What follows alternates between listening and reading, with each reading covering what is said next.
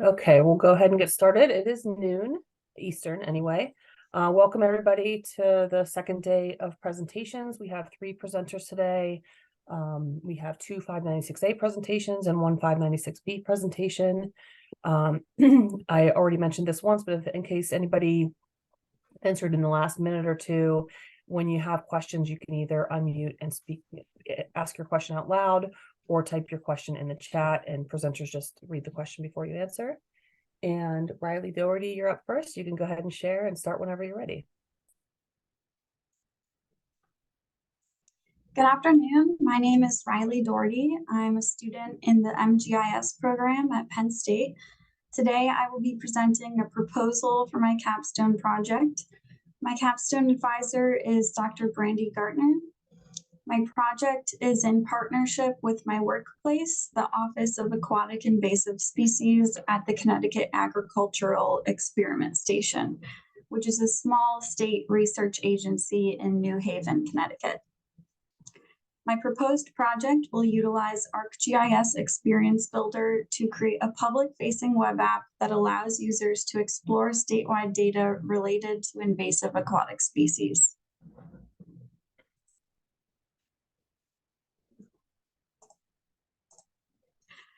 First, I will provide some background on aquatic invasive species and what our research group does.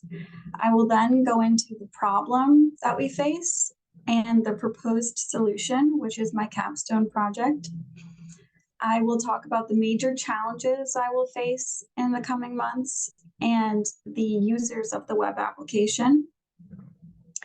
I will then provide a web app demo of what I have so far and what I plan for the future. And I will give an overview of my project timeline and talk about the conference that I will be presenting my project at. Aquatic invasive species are non-native species that cause substantial negative impacts to aquatic ecosystems. In Connecticut, we have 3 mollusks and 23 aquatic plant species that are either invasive or potentially invasive. These are the species that our office focuses on. So, for example, invasive fish species are handled by Connecticut Deep Fisheries Department. Aquatic invasive species can cause a number of negative impacts on aquatic ecosystems. They modify habitats, block sunlight, alter water flow, alter water chemistry and water quality. They can displace native species, resulting in a loss of native habitat and native food sources, thus altering the food web. In the photo on the left, the lighter green plant here is native eelgrass, and the darker green plant is invasive hydrilla. And you can see the hydrilla is starting to encroach on this native eelgrass bed. And on the right here, this is invasive water chestnut. You can see here that the invasive water chestnut is causing this huge mat where normally native species would be growing. It's blocking sunlight and causing stagnant water. As you can see, there's only this channel left, which is probably just a little too deep for the water chestnut to grow. And this here is a water chestnut seed, which falls to the bottom of the lake or river bottom. And it can persist there for 10 to 12 years. Aquatic invasive species also have many negative human impacts, such as diminished waterfront property values, loss of waterway navigability, hindered recreational activities like swimming, boating, fishing, and paddling, impacts to local tourism economy, and fouled boat motors. Marina owners often spend thousands of dollars managing invasive species, so boats can get in and out of marinas. And finally, aquatic invasive species can also cause damage to water infrastructure. So on the left is a picture of a water pipe where invasive zebra mussels have clogged the pipe and are actually impacting the flow of water within the pipe. And on the right, these are zebra mussels encrusted on a boat motor. These photos were taken at Squance Pond in Connecticut, which is part of the Candlewood Lake system, before and after an invasive Eurasian water milfoil was introduced. In the photo on the right, the environmental and human impacts of the invasive species are obvious. The plant is dominating the lake. The water is stagnant where the plant is topped out. It is no longer a pleasant place to swim or boat. Hydrilla verticillata is an invasive species native to Europe and Asia. It is often referred to as the worst invasive species because it reproduces a number of different ways, including through fragmentation, meaning fragments of the plant can grow new plants. Hydrilla was discovered growing in the Connecticut River in 2016, and our office conducted a survey of the lower portion of the river and mapped around 1,000 acres of hydrilla from Agawam, Massachusetts to Long Island Sound.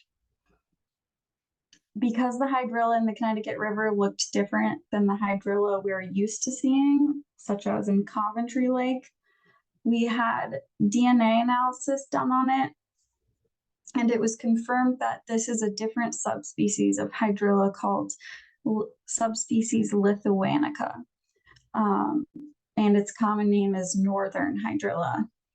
And this is actually the initial introduction of this subspecies to North America.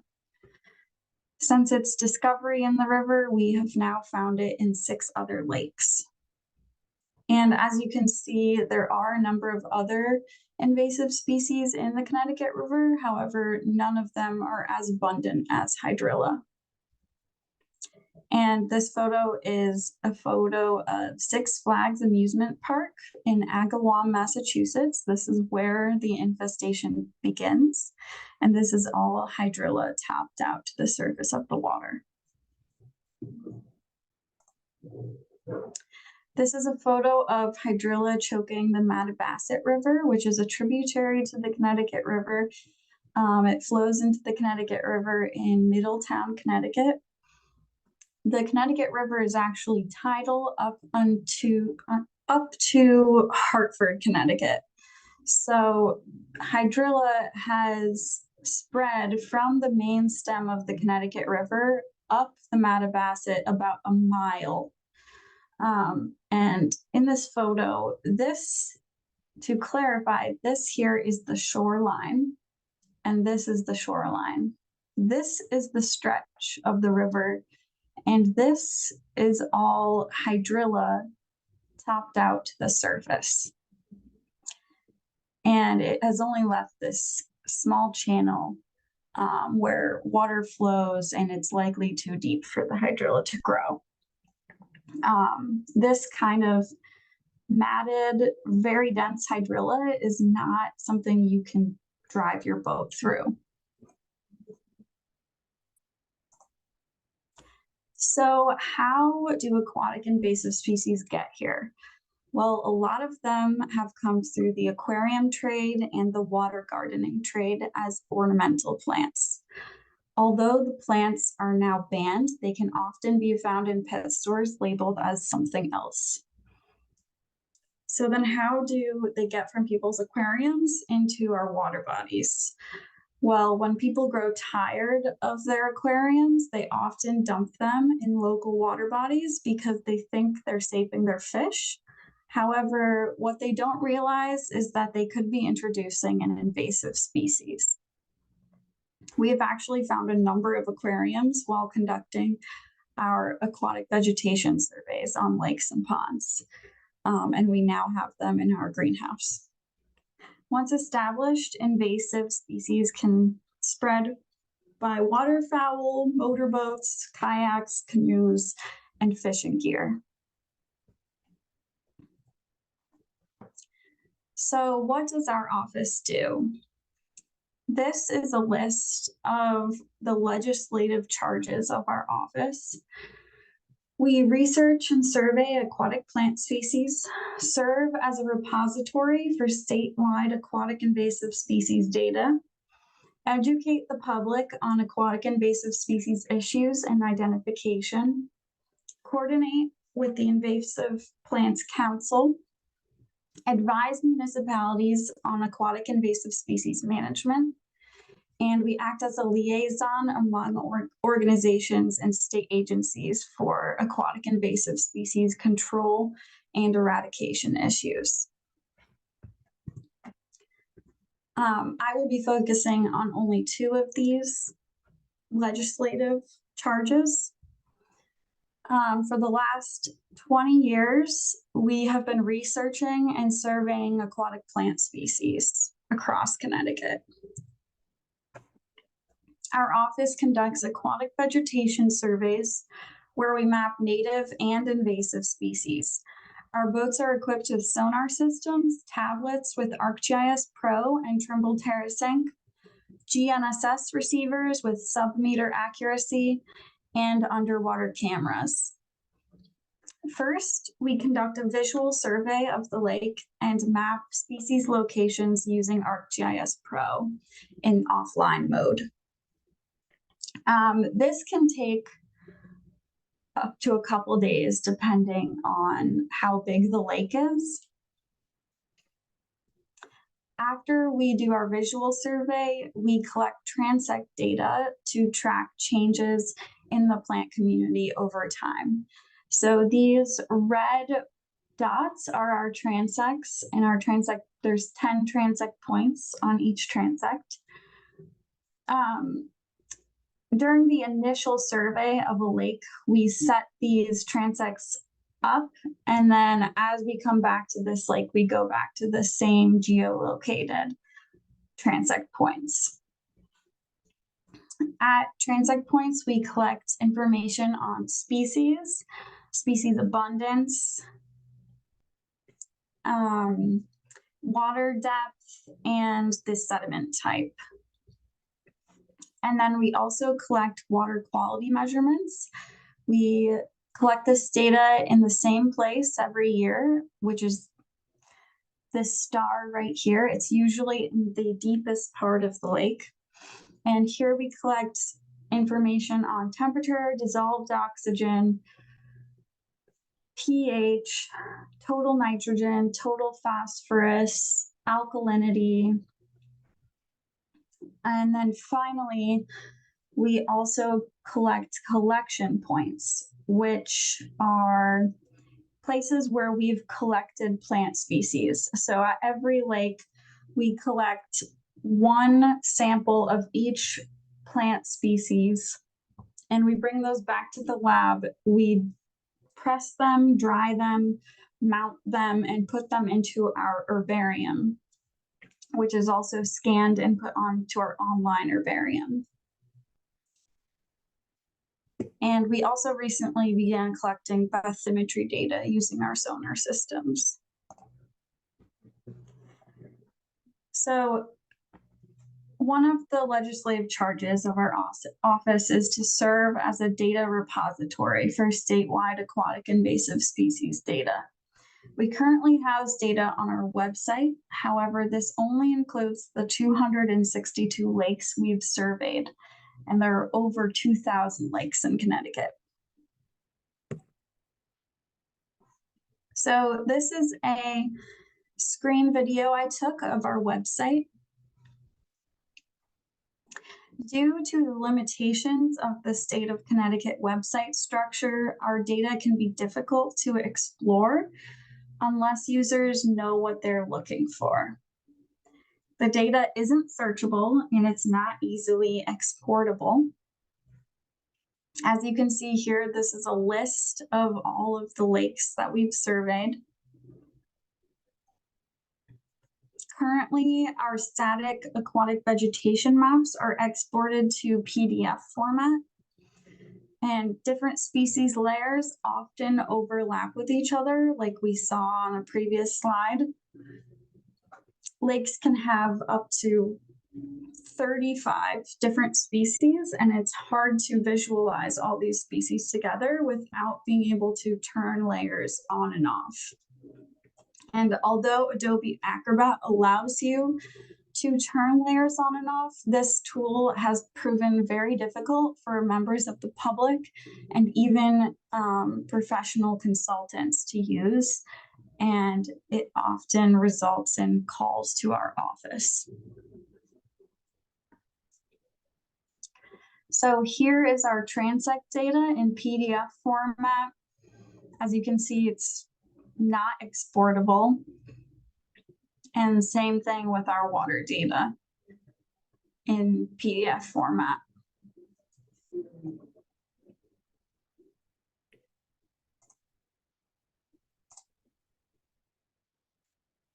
So there's a clear need for a better way to visualize and communicate this data to the public. For my capstone project, I plan to develop an interactive web application that is searchable, easy to explore, allows users to export data, and has a Survey 123 form where users can report aquatic invasive species. At my workplace, we already use ArcGIS Pro and ArcGIS Online. I've decided to use ArcGIS Experience Builder to visualize our data because it can be customized and allow for multiple pages of interfaces.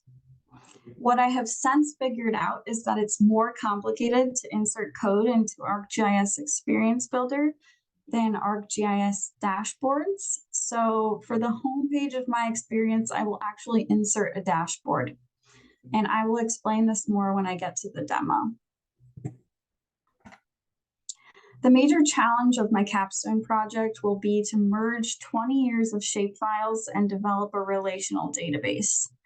Currently, each plant species has its own shapefile for each year. There are around 200 different plant species, and we've been collecting data for 20 years, so that's about 2,000 shapefiles. We also have a transect point shapefile, a water data shapefile, and a collection point shapefile for each vegetation survey we've ever done. These shapefiles have never been merged into a larger database, so that also makes it difficult for us to search this data in the office. So the major challenge here is going to be developing a relational database and then visualizing 20 years of data. And in Spring 2, I'm enrolled in Geography 868 Spatial Database Management course. So I think that will help me a lot in this challenge. The web application will have 4 main user types: lake association members, lake management consultants, other government entities, and the general public. All of these users will have varying levels of aquatic plant knowledge, experience with GIS, and technology skills. This means the web application needs to have a simple, intuitive design that someone with little to no background knowledge can successfully use. When the application is in its final stages, I plan to test the usability of the web application through task-based user testing. I plan to invite colleagues from other departments, as well as lake association members, to test the application, and I hope to have between 5 to 10 volunteers.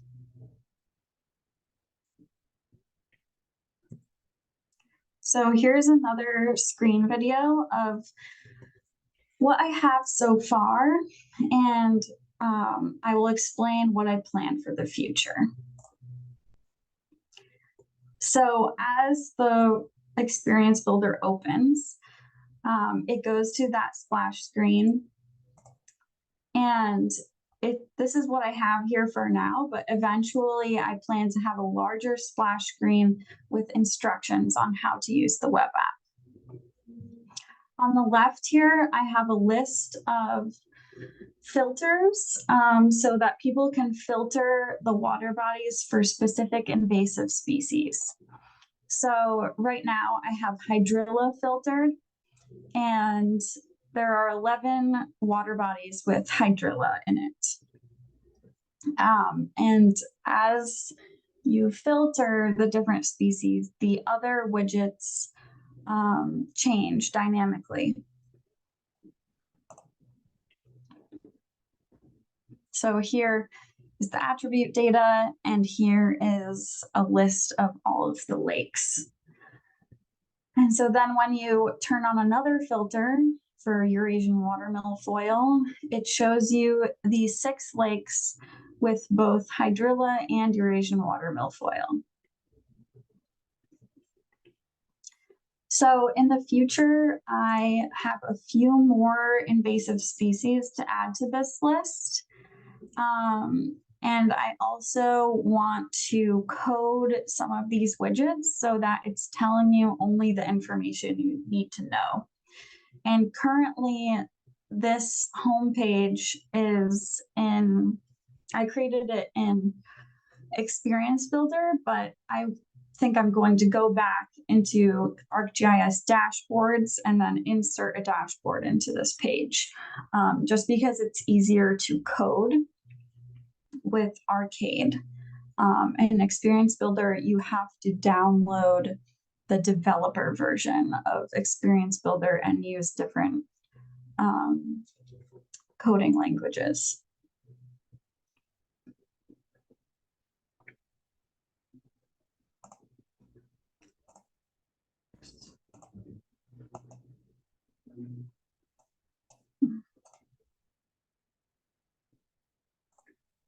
I didn't mean to restart it.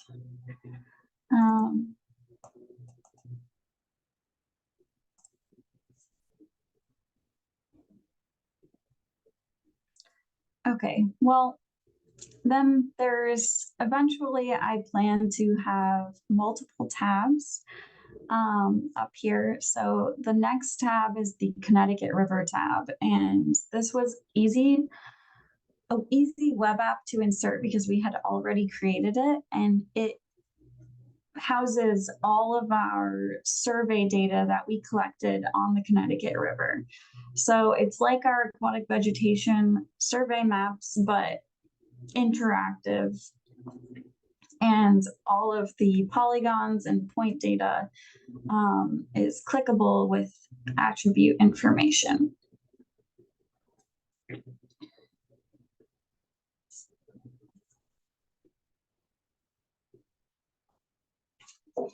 I want to skip through this, but so I also have a search bar up here where users could search for their lake. So this is especially helpful for lake association members that are interested in their specific lake.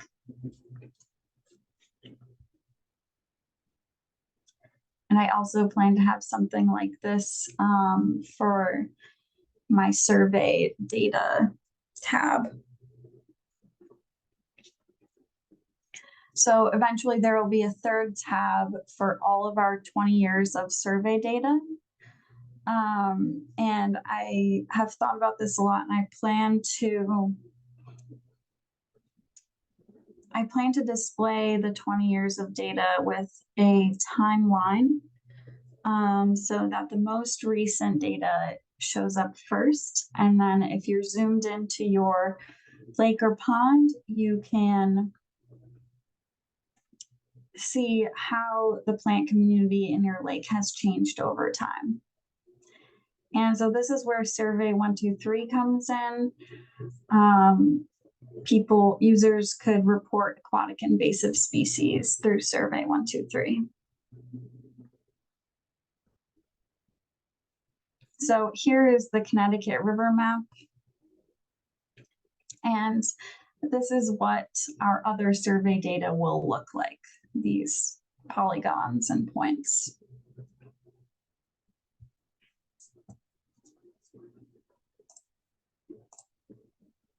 So moving on to my project timeline, from January to April 2024, I will be developing my web application.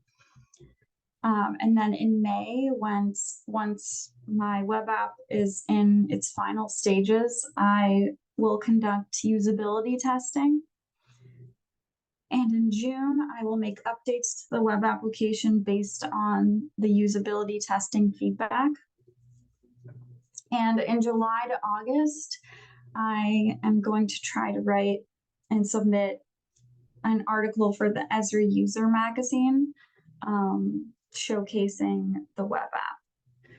And then from September to October, I will be developing my capstone presentation, and I'll be presenting at the New York conference at the end of October.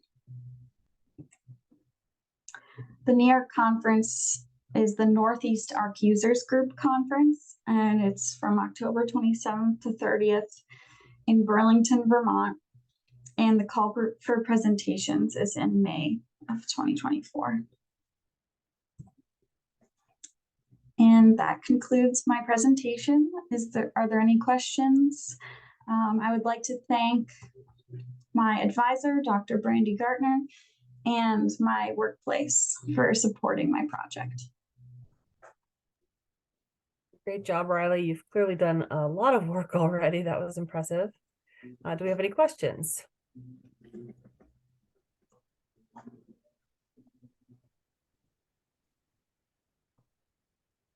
I have a question. Oh, sorry, go ahead. Sorry, Ryan. This is Jim Detweiler. I just wanted to encourage you, if you haven't already, to look at the capstone library. There's a student who did something similar to you, Lori Brown. She did it in Delaware, except for invasive fish as opposed to vegetation. But she had a similar thing where she built a Survey 123 form for the public to report sightings, and also built a dashboard, as I recall. So if you haven't already, have a look at that. And I guess I'll see you in the spatial database management class in a few months. Great, thank you. I will definitely look into Lori's presentation. Let's see, Michelle asked, will photos and descriptions of the invasive species be available to users? I didn't mention it in my demo, but when you click on a collection point, I will actually have the herbarium, the exact herbarium mount for the species I collected at that point. I'll have an image in the attribute information, and then you can click on it and it will link you to our online herbarium. So yes.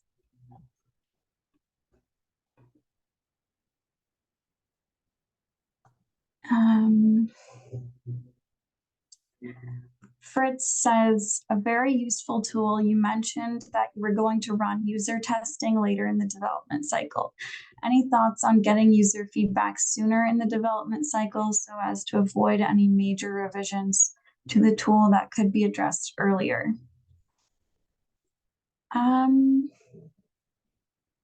I could do that.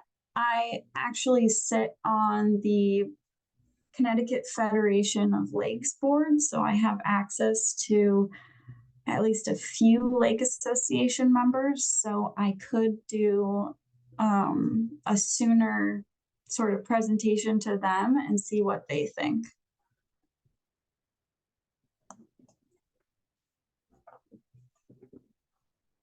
Great. Riley, if you want to put your email, I guess you have it there on the slide, but if you want to put it in the chat as well, in case anybody wants to copy it and send you any more questions. And since we're right up against 12:30, we'll go ahead and move on. If you can, yep, great. Stop sharing. And Riley Wagner, if you're ready to go, you can go ahead and start. Yes, ma'am. Can everybody hear me? Yes, sorry. Awesome. Let me go ahead and share my screen here.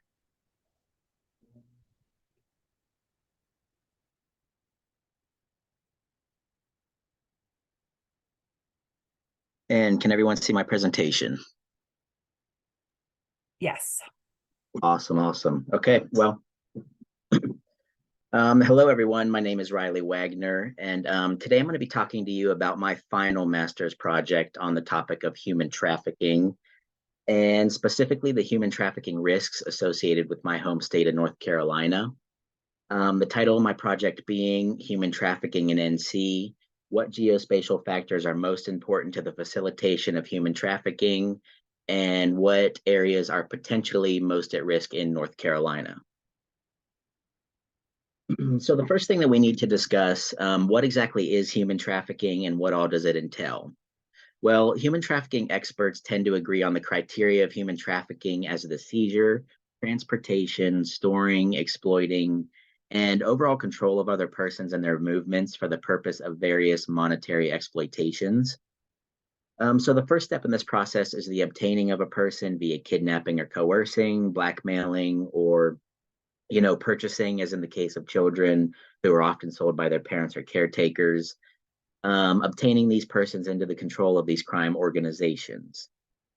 So after the victim is obtained, the next step in the process is the transportation and storing of the victims to the intended locations to be exploited for, whatever purpose.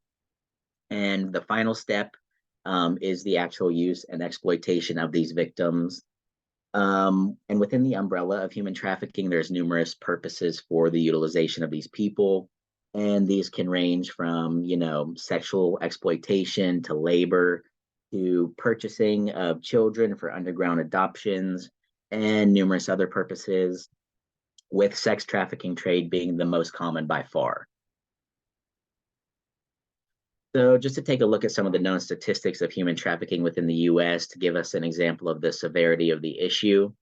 On average, there are 169 new cases of human trafficking victims per state per year, with an estimated 20,000 victims at least under the age of 18 currently being utilized for sex trafficking alone. And of the victims of human trafficking, the vast majority are women and children by an estimated 85%.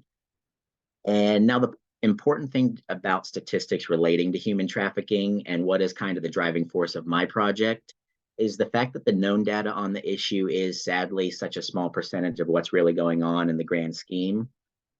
These organizations have really become very successful at staying hidden and operating covertly. And when victims are recovered, they're often, they've been drugged or damaged severely to the point where they cannot recall the operations they were a part of, or give details on their captors or other possible victims that they may have interacted with for intel and data analysis purposes. And when you combine this with the effectiveness of these criminal trafficking organizations, it's really made it difficult to obtain specific, accurate figures for security and defense analysis. So what we do have are typically sparse data points of cases on broader county levels, which gives us some data, but all in all, the known data is very lacking and not accurate of the bigger picture and what's specifically going on, in various smaller scale areas and regions that pose greater potential risks. And, the countywide data doesn't, tell us the whole story. So with my project, my intent is to supplement this lacking data on human trafficking and examine this issue in a different light. Like I said, current analyses out there focus mainly on the broad and inaccurate data and trafficking reports directly for analysis. But for my project, I'll be looking at the geospatial factors that are known to facilitate human trafficking instead of the known data alone, in order to create a type of risk assessment for areas that have the highest potential for human trafficking, where these operations could be taking place, but are probably not yet known or at least unanalyzed due to the lack of known data. And I'll be deriving data from geospatial conditions for trafficking referenced against known trafficking data on the broader county level. In order to isolate, the main factors that most contribute to the facilitation of trafficking activity, to then be applied in a smaller scale analysis at the community or neighborhood clustering level. And also for this project, I'll be looking at my home state of North Carolina, which consistently ranks in the top 15 states for human trafficking. And it's my overall goal with this project to be able to create an accurate risk assessment of these potentially high risk areas in greater detail in North Carolina, from my own knowledge, and perhaps for the future establishment of anti-trafficking resource offices, heightened security, general public awareness, but overall with the immediate goal of creating a jumping point for further analysis and investigations of these areas that meet the criteria for the facilitation of human trafficking, where it is very likely based on the criteria to be currently taking place. So the first step in the to begin the analysis and determining the overall highest risk areas based on the given criteria is to analyze the criteria itself and identify the geospatial factors that will be pertinent to this project. So going back to the initial phases of human trafficking, which are the seizing, transportation, and stashing of victims, based on known relationships, this type of activity most frequently takes place under certain geospatial and environmental conditions. And there are many specified conditions that experts lay out, but they pretty much all tend to agree that the main factors for facilitating this type of activity include areas of high population, low income, high crime rates, large immigrant populations, areas that are in close proximity to major interstates and transportation hubs. So the reason behind these factors, as far as, low income, these neighborhoods are often the ones that are typically neglected, where they might be able to operate under the radar. High general crime rates obviously disguise well-organized crime that can be easier to remain hidden. Immigrant population is an important factor because it's believed, they're able to remain hidden behind cultural and language barriers. And a generally high population is thought to bring about, various covers and blending with emerging societies and businesses, as you would figure. And lastly, when it comes to highways and transportation hubs, access to these types of infrastructure and, hubs allow ease of moving victims quickly and possibly fairly easily after the obtaining phase. So this is the criteria that's important to understand about human trafficking facilitation based on research. Where these organizations tend to target victims. And in a minute, you'll see how this will factor into my analysis. So here we see a map of the counties with confirmed human trafficking cases in North Carolina. And, as I've said, due to the unfortunate nature of the lack of data availability on human trafficking incidents for, the reasons mentioned above, only broader ranging data on known and confirmed human trafficking cases at the county level is really available for analysis and as the most complete data. And obviously this leads us to the very basis of this project, which is that, specific data points for human trafficking incidents, they simply don't exist due to the nature of the human trafficking organizations and their success at remaining undetected. So the data, the countywide data that we're working with in this project is more, where we know human trafficking is taking place or has recently taken place versus where we're not sure if it's taking place, rather than, more black and white, it's taking place in this location and not this location. So supplementing the lack of small scale detailed data points on human trafficking is kind of the basis of my project, and analyzing, and this will be done by analyzing county level environmental conditions for human trafficking facilitation factors to then be reapplied in an analysis to the community level for, the establishment of my risk assessment methodology, which will provide us with our data for the analysis objectives. So, with these counties with human trafficking incidents highlighted, using ArcGIS Pro and adding various data layers and tables together pertaining to demographics and various environmental and location conditions and factors, they were added and joined to be used for our analysis of these areas where, human trafficking has been confirmed. And of course, we'll focus on the potential factors mentioned above, which are income, crime, population, immigrant population, transit hub access, and interstate access. So this, just to give you a quick overview of the results of my county analysis, I've created this table that shows the results. So the first possible factor that I analyzed was income and poverty. So for the analysis, the average median income of counties with human trafficking cases was compared to counties with no recorded incidents. And the results show that the average median income of known trafficking counties came in at $49,500, which was almost identical to all other counties at $49,700. And this really marginal difference was confirmed when factoring counties with higher known human trafficking cases against counties with lower number of cases. In that instance, the median income was approximately 14% higher in counties that had a larger number of cases over a lower number of cases. So based on these results, I kind of saw two possibilities on the lack of a real positive relationship between this variable of lower income and human trafficking. The first possibility being that poverty is, simply not a direct facilitating factor to consider. And this possibility makes sense because there's typically a wide income range within various environments, cultures, and even some communities that could not particularly lend itself to being a direct factor that facilitates human trafficking, but rather, a usual byproduct of the type of specific environment where human trafficking is prevalent for other reasons. And the other possibility to consider is that the county level analysis might just be too large for this type of specific demographic consideration. There could be a large gap between the wealthy and, the poor communities within these counties as a whole that will average out in the analysis. But regardless of poverty, either, not being a specific factor, but rather a byproduct, or just not being able to consider poverty a factor based on the available data, it's not a factor in our particular risk assessment. And the next factor here is crime. Here, the crime index, which is arrests per 100,000 people, was analyzed.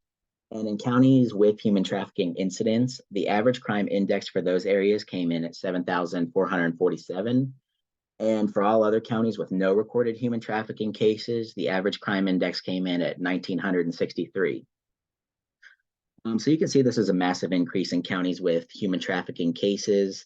And when comparing the crime index of counties with the highest number of trafficking cases versus those with lower cases, we can see that higher cases, the counties with higher cases come in at about 20,685, while lower counties come in at 4,138.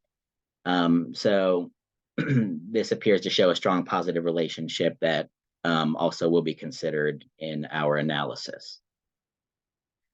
And the next factor was population. And here I examined rank of population. And the results here showed an average rank of counties with human trafficking incidents as 29th out of 100.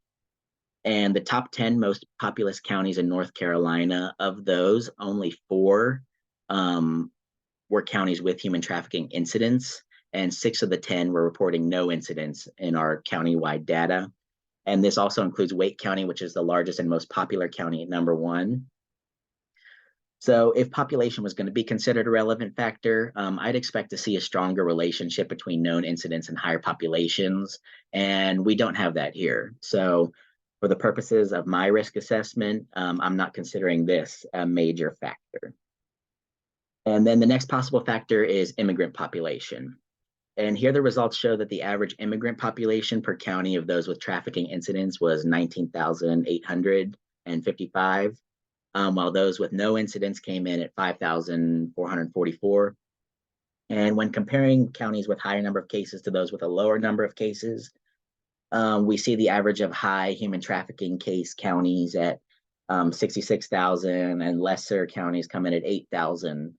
And that 8,000 for the lower end of known trafficking cases is still an increase over non-human trafficking cases of 33%. So this is a strong relationship, it appears to be, and it will be considered in my analysis. So the second to last variable that I considered was access to shipping and transit hubs and ports.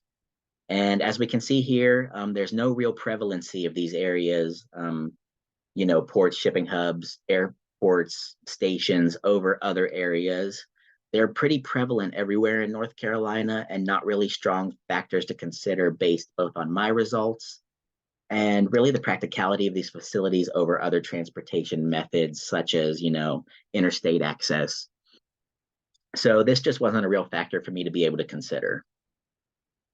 And lastly is access to interstates. And here we see the results show that 90% of counties in human trafficking incidents contained or had direct access to a major interstate, while only 48% of all other counties had the same. And this includes 100% of high human trafficking case counties and 80% of the lower human trafficking case counties. So this was also a factor that carried a lot of weight among experts in my initial research, and the results of the county-wide trafficking analysis that I conducted backed up those theories. So based on the results of my county analysis, the initial factors appear to me to have the strongest relationship and potential to facilitate human trafficking are crime, immigrant population, and interstate access. And these are kind of the variables that I feel most comfortable giving the highest marks for my own risk assessment. So now that we've determined our potential factors that will carry the most weight in our risk assessment, I want to give you a super quick overview of what this portion of the analysis actually looked like. So after confirming the factors that carried the most weight based on the results of our county-wide analysis, it was a time to analyze and apply to the community level in North Carolina to find the specific, areas at risk, as well as new areas not yet discovered from the overall lacking data on human trafficking, all based and derived from the results of our previous county statistical analysis. So in order to do this, I used North Carolina census blocks as the study units for this portion because we wanted a smaller sweeping view of what's going on, not a city or town level, but on, the neighborhood or community region level. So this layer was added along with our other data and demographics pertaining to the factors that we examined. And this was all done again using ArcGIS Pro. So after all the data, multiple joins, field creations, data inputs and layer adjustments, I broke it down to have usable demographic and location data on the census block level for our analysis. And at this point, I ran my calculations in order to assign greater weights to the factors that I determined were pertinent to our risk assessment from the previous analysis. And these calculations and processes were ran on our census blocks to locate the areas where our analysis determined were, potentially at the highest risk. And this data was then analyzed through various processes for clustering and significance using Geoda in order to highlight clustering, as well as remove outliers. And then this was applied back to ArcGIS Pro and shown via a dot density map just for, the enhanced view and easier to see on a statewide level. And here we have the results of that. So here we can see the results and the clustering of areas that are enhanced and exaggerated again, in size to be shown on our map here. You can take a quick look and notice the clustering of areas that, our risk analysis determined potentially pose the highest human trafficking threat. And then when we have the results of our risk analysis compared to the counties with known human trafficking incidents, you can see that 20 of the counties containing our known human trafficking incident locations, 18 of them either contained a clustering of high-risk areas based on our results, or they are at least 8 miles from the nearest clustering.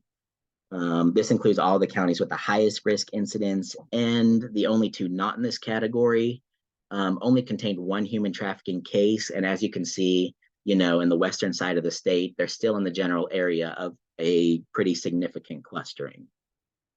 So these results are a promising sign towards our goal of highlighting highest risk areas because the calculated risk factors of immigration, crime, and interstate access relate to the areas with already known human trafficking locations, while, also highlighting new locations of clustering as potentially high risk areas. So far, our risk assessment methodology appears to be looking good. So just to zoom in a little bit, and take a look at this map from the other data that I derived, we can see clustering over areas such as Lumberton, Fayetteville, Raleigh, Goldsboro, and none of these areas were shown as having cases in the known human trafficking incident report. And it's interesting because, just, stepping back and taking an initial view of it, Raleigh being the largest city in North Carolina and the state capital, and you have Fayetteville being a notorious military town with kind of a negative reputation for prostitution, drugs, and other nefarious activities. It kind of initially tells me that this is a promising sign that our methodology may be on the right track. And, with further investigation into these towns as far as missing persons, sex crimes, and other human trafficking related activities that could coincide with human trafficking, investigators could confirm correlations between these events and, human trafficking. But for my purposes, this is a great starting point, at least for future risk analysis and good awareness for the people of North Carolina. I'd like to look into this further, and I'll definitely be giving these areas a second look and some more precaution when I travel through them, which I often do, especially with my own family. So to go a step further and further check our results and apply our methodology to see if it appears to hold true and be onto something in a different state, I wanted to apply the same risk assessment methodology to Florida, which again is a state my family frequents for vacations and travel. Florida is also good to test because it has numerous human trafficking cases and frequently appears in the yearly top 5 for known trafficking activity. So the analysis portion for the state of Florida was carried out the same way as North Carolina. I broke it down into census blocks and applied and joined the necessary data sets for the analysis, all, the same way I applied it to North Carolina. And all this was to get, in order to get our results and represented in the same format. And here we have our results, the same way North Carolina was represented, dot density and significance. And we can see here it also shows, I left to show all the at-risk areas in gray just for, further investigative purposes. And you can take a quick notice of the general locations here. And now when we take the results of our risk assessment and apply the data on counties with the highest number of human trafficking cases, you can see there's a pretty good correlation or a relationship. 10 of them contain a high-risk clustering or high-risk communities from our analysis. And of the 2 that don't contain a high-risk area, only one of those is less than 30 miles away from the nearest clustering. And we were also able to highlight something interesting, Duval County in the northeast side of the state. If you know anything about Florida, Duval County contains the city of Jacksonville, which is one of the largest and most prominent ports on the East Coast. So it also stands to reason that it might be a good target for at least some aspects of human trafficking trade, lending itself to be a high-risk area, at least in theory. So given the results of this analysis and that of North Carolina, it would appear as though, our human trafficking risk assessment has merit that can definitely lead to further investigation.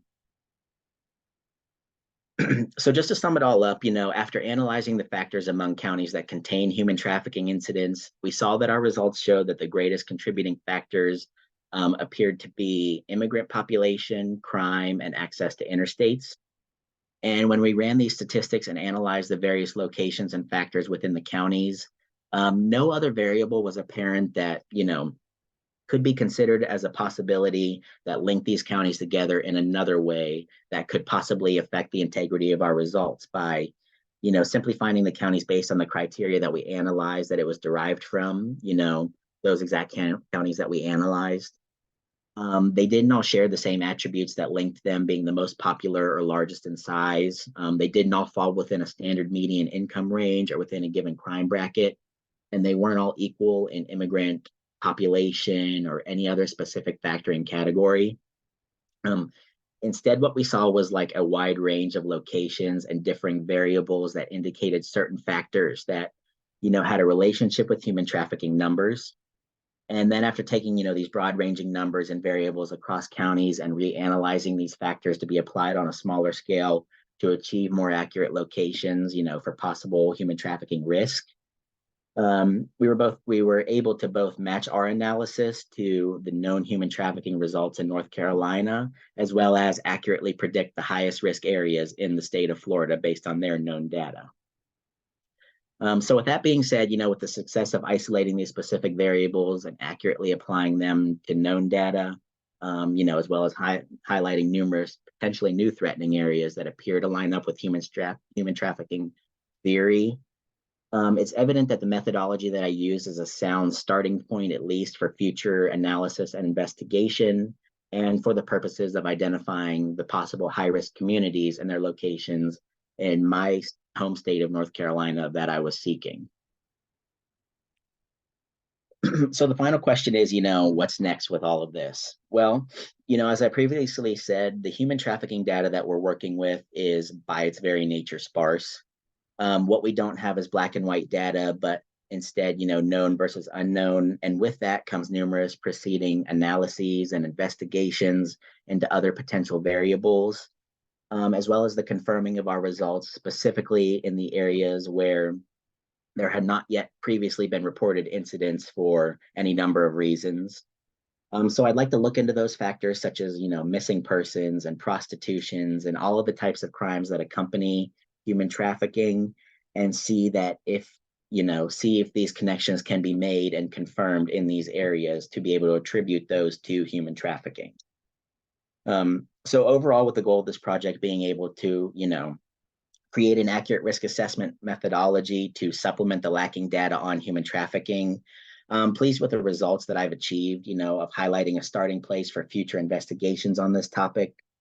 And it is my hope with this information, myself and other researchers can continue to build off these results in order to continue research on possible other variables, and make those connections with the eventual goal of creating awareness among civilians and law enforcement in these human trafficking high-risk areas, and have a greater understanding of the human trafficking trade, and possibly for the potential future establishment for resource offices and increased combative measures for the mitigation of human trafficking as a whole. So thank you all for your time and allowing me to talk about my project, and I'll post my email in the chat as well if you have any further questions, but for the time we have left, I'd be happy to field any questions that you might have for me. Thanks, Riley. Great job. Yeah, thank you. This topic has always been sort of elusive to me or hard to understand, and I feel like the misinformation that goes around makes it that much more difficult, but you did a great job of making it more understandable to me. Thank you very much. Michelle has a question there. Awesome. Let me see here.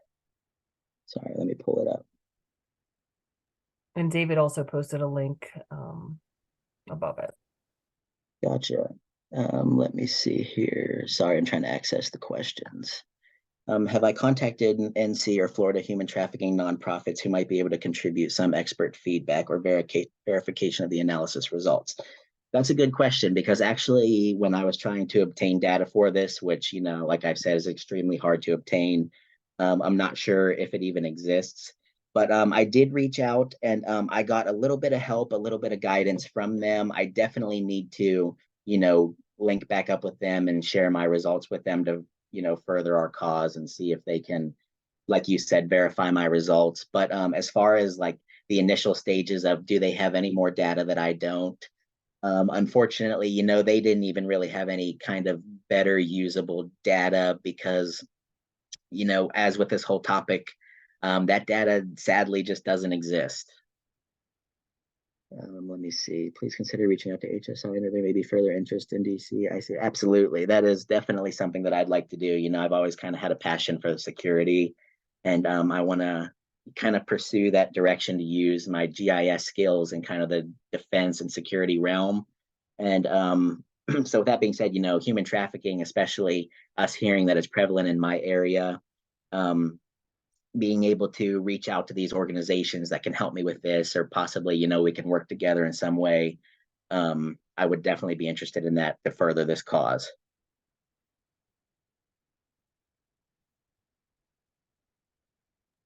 Absolutely. I like how David added that the geospatial elements would get their attention. That seems like maybe a new thing to add to the scenario.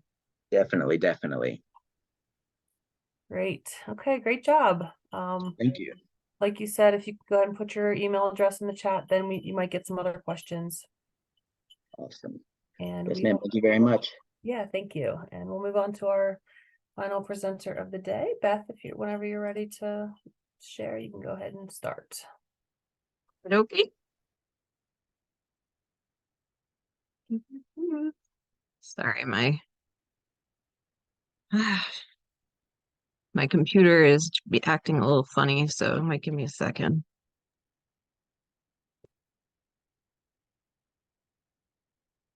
Is this one? Yes. Okay. It wasn't showing me the icon. Sorry about that.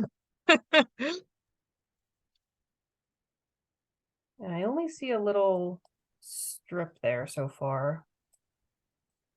Do you have two You know, more? all my confidence, You're fine. Or patient. says it's pause. Let me see if there's something else going on. New share. Oh, I'm really sorry. I Okay, had this all practiced with my husband, and now it's I'm sure is it it'll show. working now? Yep. Stop share. Share screen. Here's the screen. Like it's It's trying. not. It says double click Yeah. to enter full screen mode, but I don't see the actual. It's saying your screen sharing is paused, but when I try to do, maybe I'll do a new share. Yeah, maybe try that. Resume share doesn't seem to be resuming is the problem. Hmm. I'm really embarrassed. Let Sorry. me try to stop participant sharing and restart it. Maybe that'll like Okay. kick you out of whatever. Okay. Yeah, Beth, I was just going to recommend maybe seeing if you could force the Right. screen to stop sharing. Right. I just stopped it and like resumed it. See if you can try it now. Okay. It's still saying it's paused. Hmm. Do you mind if I You can leave and I'm come gonna back in if you want close. to do that. Yeah. I'm gonna also I'm gonna leave real quick and come back. Yep.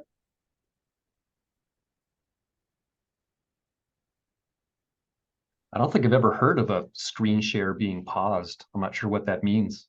Right. And I'm pretty sure it was Beth who shared hers at the beginning when we started She practicing, but did. I might be wrong. No, I'm pretty sure I saw it. Okay, yeah. So it probably thinks she's still sharing some previous, from when she started before. Let's see.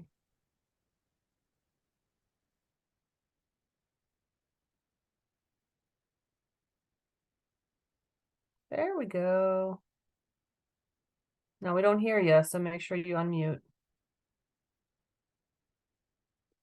Yeah, sorry. There you go. Looks good.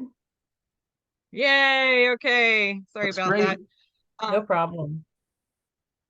So hello, my name is Beth Day. I today my advisor is Jim Detweiler, and I will be presenting today my proposal for building a better bike map or creating a web map application for family bikers in Seattle.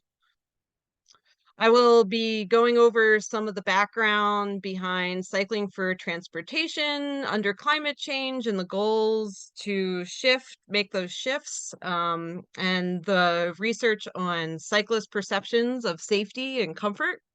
I'll be going over some of the existing bike map applications and then presenting my project goal and objectives. Oops, sorry. Um, my so who am I? I am a MGIS student at Penn State, and I was a wetland biologist before I had kids. And when I had kids, I started biking with my kids, and I didn't have a lot of background in biking before I started. I just had friends, and that got me involved in safe streets advocacy and advocating for better bike infrastructure in Seattle. I'm currently a Seattle City Light spatial analysis intern. So the next part I want to talk about the cycling for transportation in a changing climate. So why are we interested in shifting people to doing alternative kinds of transportation? And the big part of it is that greenhouse gas emissions are causing global climate change and rapidly warming our planet. And in Seattle, this is from the city. This chart is from the city of Seattle.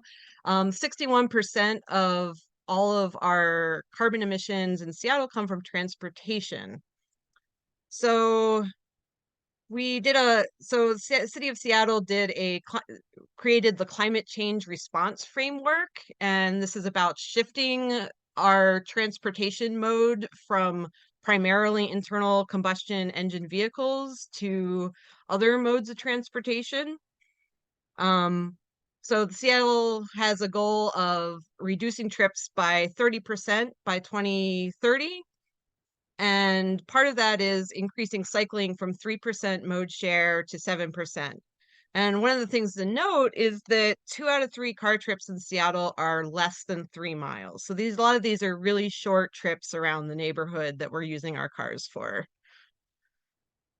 And there's a variety of strategies that the city is working towards to reduce carbon emissions. And one of the strategies I want to highlight is strategy number 2, to make short trips safe, affordable, and zero emissions. So many of our daily trips, especially our non-commute trips, cover short distances and can be accomplished outside our personal vehicles with the right infrastructure, services, and programming.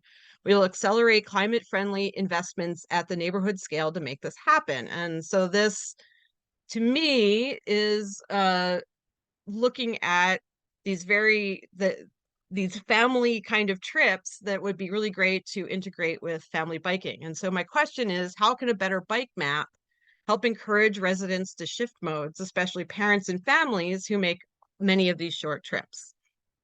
So here's a little background on family biking. It's biking with kids for transportation and fun, but usually you have a kid either on the back of a cargo bike or using a trailer, or the kid's biking alongside a parent. And it's grown in Seattle in part due to congestion, but also due to bike electrification, so pedal assist, and also availability of bikes. Rad Bikes is one of its headquarters is out here. It's an electric bike company that makes cargo bikes, and they're pretty affordable. So that's really driven some of the growth. And it's a very active and supportive community. Lots of engagement on Facebook and just, groups of people biking together. There's a nonprofit. And a lot of the people who get into it weren't necessarily active cyclists before kids. And also there's anecdotally more women. This hasn't been studied, but from what I've seen, there's more women are proportionally involved in family cycling than studies say about commuter and recreational cycling. So now I'm going to go into a little bit of the research of cyclist perceptions of safety and comfort. First of all, women and parents tend to be more safety conscious about cycling than men. When deciding whether or not to bike, the perception of safety is more important than the actual experience safety. So you don't have to have had a bad incident on your bike to decide, oh, I'm never biking again. It's, what do I see out there? Does this look safe? And as the share of cycling as transportation mode increases, so once you hit about 8% in studies of cycling worldwide, you get a higher proportion, you get a more even proportion of women to men in cycling once you get above 8%. And also you get more older adults and children biking. So my thought is, if we can increase the number of women biking, that's the more, and from studies it shows that that's the more suppressed likely demand is for women, then we can increase a lot of those short trips being by bike or other modes. And women also are more likely to have household and childcare tasks, and they take more frequent short trips, is what the research says. So here are some of the things that go into the cyclist perception of safety and comfort. There's 3 main categories. The first being motor vehicle traffic, such as traffic volumes and speeds, the proportion of larger vehicles, such as like box trucks, parking presence and turnover. So are people moving in and out of the bike lanes a lot to park? Also street design, such as the number of vehicle lanes and the width of the vehicle lanes. The next big category is bike infrastructure has a big effect on cyclist perceptions of safety. And these include the level of separation. So is it on a separate trail from traffic, or is it in street? Also the level of protection. So is it a hard barrier separating the bike lane, or is it something else? Also the location of parking in relation to the bike lane. Dooring is what this is known as, where if there's a bike lane right next to parking and someone opens their door and a cyclist is coming by, they can go slam into the door and be injured. Also width of the bike lane. So how wide is it? Is it really narrow one? Is it really wide? Green paint is used in Seattle. Also the pavement condition, is it really uneven? And also finally the connectivity of the bike network. So you have a bicycle lane, does it just end, or does it connect to some other kind of infrastructure? And finally, the uncontrollable factors. Here in Seattle, we definitely have to contend a lot with slope. It's a very hilly city. Also, we have to contend a lot with weather. It's very damp and gray and wet, and that can be suppressing to people's cycling interests. And also darkness. It gets really dark here. It's completely dark here by 4:30 p.m. this time of year, and that can also make it less comfortable for people biking. So as part of my interest in this, I wanted to go and look at what are the existing bike web map applications, because one of the things that help people get started biking is knowing how to safely get from one place to another. And if they don't know how to get from one place to another safely, then they're not likely to start biking to begin with. And so my thought is, how can we make this easier? So I wanted to review what exists now. So there's kind of two categories of bike maps. There's global bike maps that are made for the entire, Earth. And then there's more local ones done by independent, little municipalities about their specific city. And instead of going through all of them, I'm going to go through two of my favorite bike maps. The first is as a global example is Cycle OSM, and it's an open source project by volunteers worldwide. It has a high level of detail for bicycle infrastructure. You can see on the map example that it delineates where there is a cycle lane by using dashed blue lines, and which side of the street it's on, and also other infrastructure, but I particularly liked that. And because of this symbology that kind of reflects the on-ground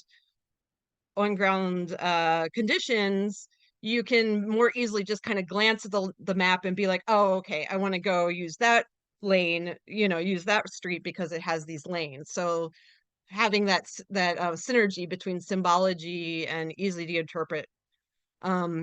So also it has many points of interest that appear at different scales. So you have details like bike racks and businesses that go in and out as you move different scales.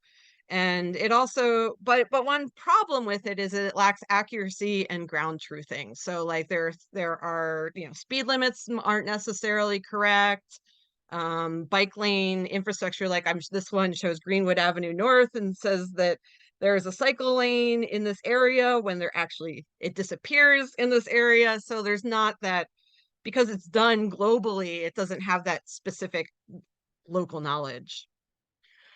So for a local example, I like the Portland Bureau of Transportation web map. It's a lot more simple in design, but it does have good detail on the bike infrastructure. You can see that the blue lines are there will be a thicker blue line with less thick lines on either side to indicate protection, which I thought was really a good way of just being able to glance. So that's the symbology part. And also there's a really detailed legend that defines the infrastructure types. So you can be like, oh, what do you mean by a shared roadway, or what do you mean by a sidewalk connection? What does that mean? And so I really appreciated that for beginner cyclists.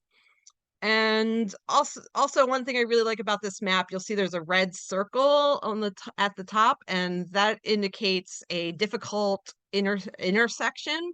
And I like how you can see that the kind of bike infrastructure is changing there. So that's another thing that I'd like to highlight in my own map. So let's go to the Seattle Department of Transportation bike map. It's not very detailed, and it lacks specificity regarding protection. So it'll say it's a protected bike lane, but it doesn't say. But here we have a really big disparity between what that protection is. It can be anything from cement planters to these floppy plastic, easily run over poles. And I'd like to have greater distinction there. It's also only symbolized by color and line weight. So if you just look at the map, you can't really tell, oh, okay, what does that color mean? You have to have the legend open. And it doesn't define what the bike infrastructure types are. Like, it was really hard for me to figure out what a buffered bike lane was versus a protected bike lane. And also one thing that's also frustrating is that it can be inaccurate, especially regarding locations of one-sided infrastructure. So it'll say there's a paint bike lane, except it's only a climbing lane on one side of the street. And it also doesn't note changes in infrastructure between segments. So if going from one block to another block, the infrastructure could change, but it isn't noted in on the bike map. So that leads me to my project, to try to make a better bike map that would make it easier for safety conscious family bikers to navigate the city. So there's my project goal is to create a bike web map application oriented towards safety conscious family cyclists. The map will be easy to read and interpret symbology to allow for spontaneous planning of routes. The map will be sufficiently detailed to show different types of infrastructure for cyclists, such as level of protection and comfort. The map will include layers that display places family cyclists are likely to go within that 3-mile radius of their house, such as schools and parks. And the map will display connections recommended by family cyclists that connect fragments of biking infrastructure. So the nice thing about living in Seattle and focusing my project in Seattle is that there's a lot of open data about transportation. And I'm going to highlight some of the important data that I'm going to use for my map and creating layers specifically for my map. Of course, there's the previously mentioned bike facilities map layer, which and it has some attributes about the bike lanes, including what category, what direction, and some information about protection, but it's not really detailed. In order to figure out, okay, well, what is actually going on here? Luckily, Seattle Department of Transportation has a channelization layer, which shows visually on what the streets look like on the ground. So like, what are the markings? Where is the lane markings? How wide are the lanes? Where are the green paint? Where is the crosswalks? All these things, as you would see it on the street, is visually represented. So I can use that to check what's actually going on in those bike lanes that are marked. Finally, the Seattle Streets data will give me a lot of that. Well, Seattle Streets data will give me a lot of that vehicle information that contributes to comfort, such as classification of the street, is an arterial or not, what's the speed limit, how wide are the lanes, what's the slope of the street, pavement condition, and lots of other different special characteristics. I also want to include some information about parking turnover, but there's not a layer that specifically does that. I will have to do a join between some parking study data that from SDOT and the actual spatial data of where that parking is occurring. So that's another layer they'll be using. Also, I will include information about traffic flow. 2018 is the most recent public available data that I have. Also, I will also use the traffic lanes layer to figure out where are buses, where's parking in relation to the bike lanes. So that's another checking layer. And also I'm going to create a layer about showing intersections and areas where there's a lot of collisions happening between pedestrians and cyclists. So we can highlight some of those more dangerous, tricky intersections. And then finally, there's a lot of miscellaneous location data that I didn't include individually, such as like speed humps, where there's traffic lights, flashing beacons, things like that. So I also will be pulling from a couple other sources for what I couldn't find through SDOT. King County regional trails. We have trails that go these are a lot of the off-street facilities, and they go not only in the city, but they go into the county as well. And also using layers that show various public amenities such as libraries, public restrooms, playgrounds, fountains, schools, all those 3-mile things that parents might be going to with their kids. Also, I found a 2023 speed study done that was put together by a UW student, and that'll show speeding. So we have the posted speed limit, but there's definitely a lot of variation in how fast cars go above or below the speed limit, and I want to factor that into my map. And finally, diverters are a useful way of controlling traffic on streets you want to keep more calm, but there wasn't an SDOT layer showing them, but a friend found one that user had compiled, but I can use that as a starting point and verify that with the channelization layer to figure out if it's actually accurate. So my workflow is, first of all, to update and correct the SDOT bike facilities layer, and then create other layers needed for inputs, such as parking turnover, also the dangerous intersections layer, a variety of other little layers that need updating. And then I'm also going to create this composite cyclist level of stress layer. So level of stress is something that's been studied by a bunch of researchers, and it's taking all of those perceptions of safety factors and creating one measurement of how stressful a biking experience is on this segment of a road. And I'm going to create my own version of that for this project. And then I'm going to use the JavaScript API from Esri to create the web map application, so I can have that fine level of control to make it work and symbolize the way I want it to. And finally, I want to do some user testing. This is kind of going on throughout the workflow because I am part of the community. And so I have my main group of friends is family cyclists. So I am using them as my guinea pigs. And also once I have a product, I'm going to send it out into the family biking community to test it for me.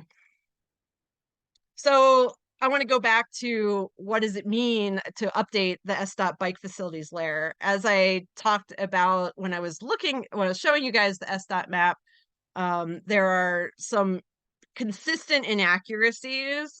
One is it doesn't show what the level of protection is. The map there, you can see it's an example of a protected intersection where the channelization shows that there is cement or some kind of physical hard boundary between the bike lane and traffic.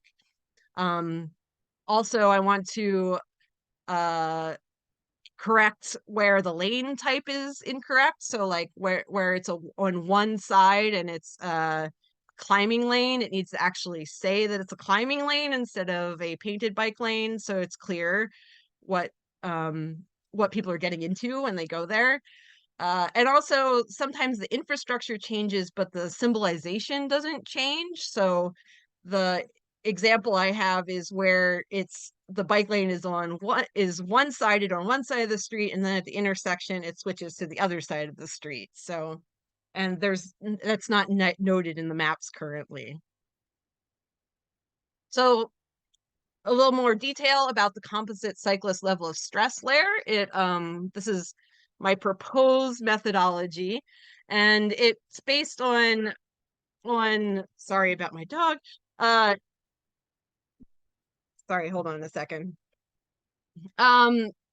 So it assumes that the neighborhood residential streets, so just, regular streets with houses, are a neutral 0 level of stress, and that it adds value based on presence of cyclist infrastructure such as separation, protection, lane width, etc. And then it subtracts value based on presence of cyclist stressors from vehicle traffic, parking, environmental factors, and so on.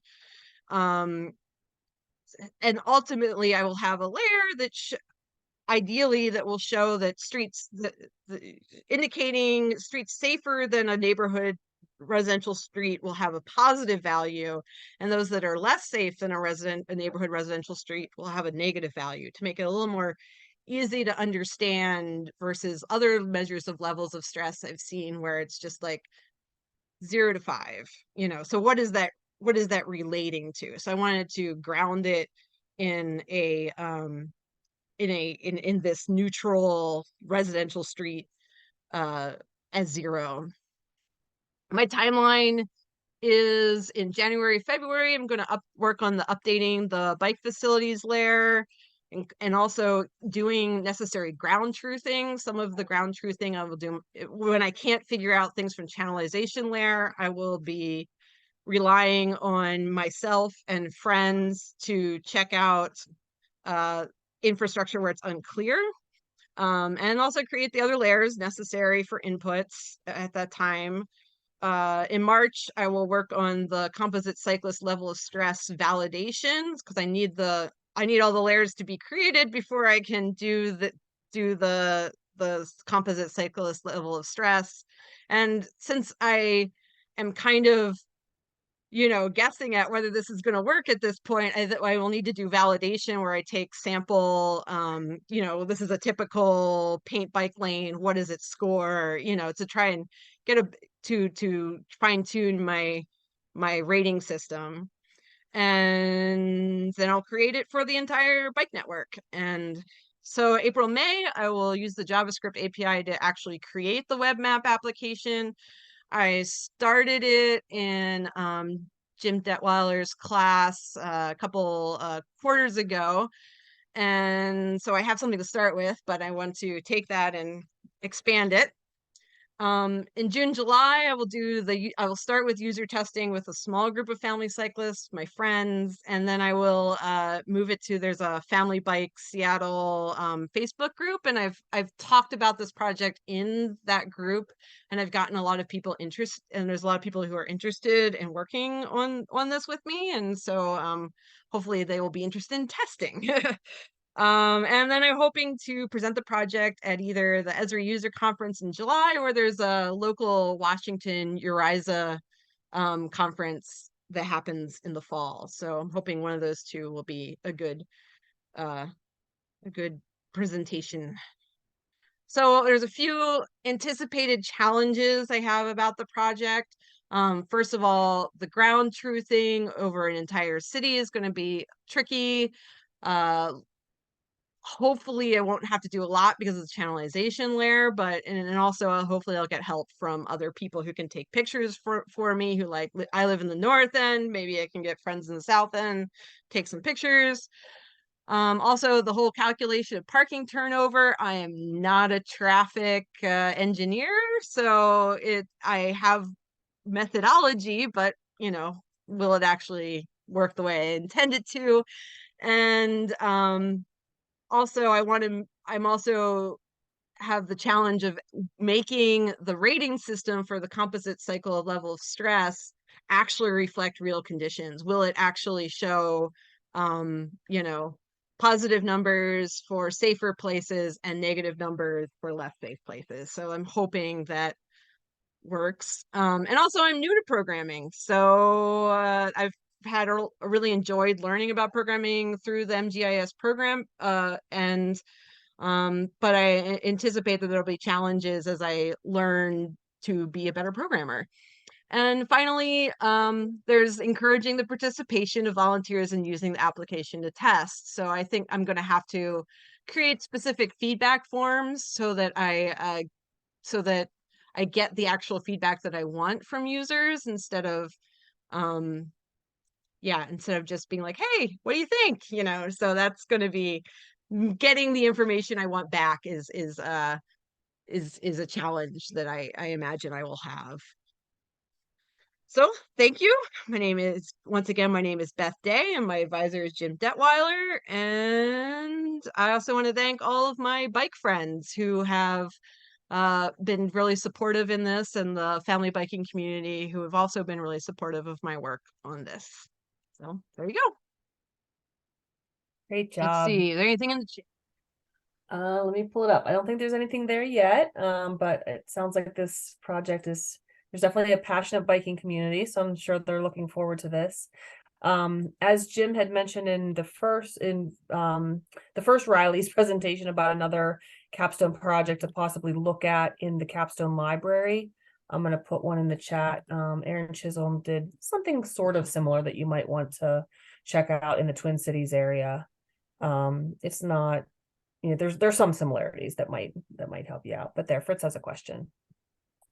I see it. Fritz says, a great presentation on a critically important topic. One thing to consider with your project is the distinction between pedal bikes and e-bikes, especially on a shared path. Using a shared path with pedal bikes and e-bikes can be equally dangerous as the two do not have the same capability of travel speed. There's been a lot of discussion about the need to license e-bikes in some manner, not to mention the spontaneity which e-bikes combust. So,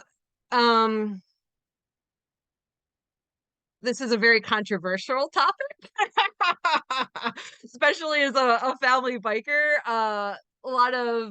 There is definitely misuse of e-bikes, and but the big thing being that an e-bike is not nearly as dangerous as a car, and a lot of the research is about traffic and what the stress factor of traffic is.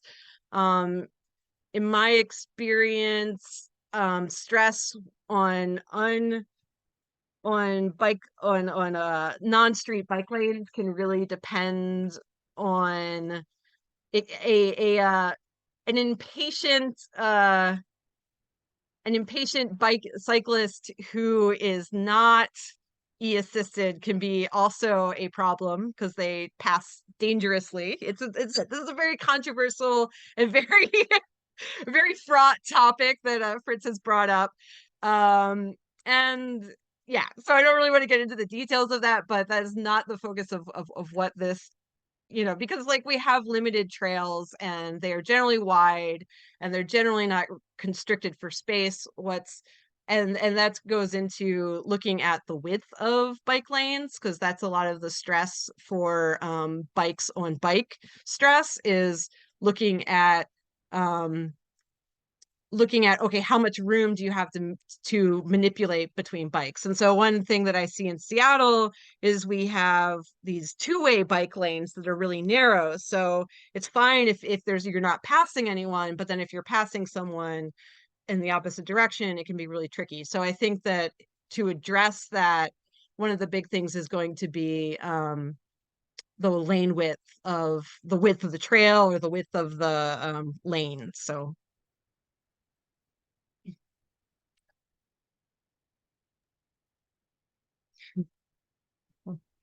It sounds you're like welcome. I have a feeling the bike lanes are I know they are much bigger in Seattle. Fritz is a cyclist, so I'm sure speaking from personal experience here, and ours are our bike trails are pretty Yeah, small. it really varies around the country, I think. Especially like the increase in more affordable e-bikes. I've seen a lot of people have these like motorcycle like e-bikes in Seattle, and those are the ones that seem to be um more tricky to navigate around.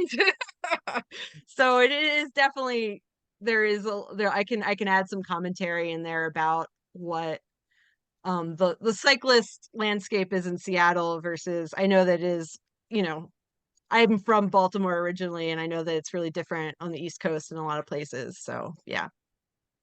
Okay, great job. Well, since we're a little bit over, we'll cut it there. But if you want to put your email address in the chat, Beth, that would be great. And thanks for a good presentation. Thank you. Okay, yeah, as Ryan said, excellent job, everybody. Thanks everybody for showing up and asking questions. I'm recording, so this recording will be in the Capstone Library shortly. I did put a link to the peer review evaluation up a little further. So present 596A students need to do those within the next few days if you can. And have a great rest of your day. Thanks everybody. Bye, thank you.